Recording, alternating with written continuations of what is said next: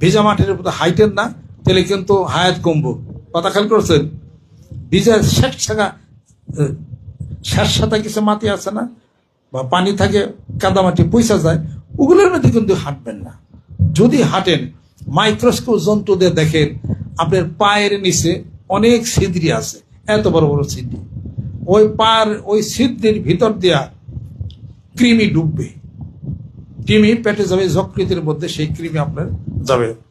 এই পায়ের মধ্যে দিয়ে সবসময় একটা লিগামেন্ট, একটা সিক্রেশন হয়, জিব্বার মধ্যে দিয়ে সিক্রেশন হয়। জিব্বার মধ্যে এমনি একটা, মুখে এমনি একটু আঙ্গুল লাগে, একটা পৃষ্ঠার মধ্যে এমনি ধরেন, কাগজের পৃষ্ঠা, টাইনে ছুটাইতে পারবেন না। গেল? আপনার ভিজা পা দিয়া স্যান্ডেলের মধ্যে পা দিয়া বসে থাকেন, পরে পাটা উঁচা করেন, স্যান্ডেলটা পার মধ্যে লাগিয়ে পড়ছে না? কারণ কি? সবই হলো সিক্রেশন হচ্ছে।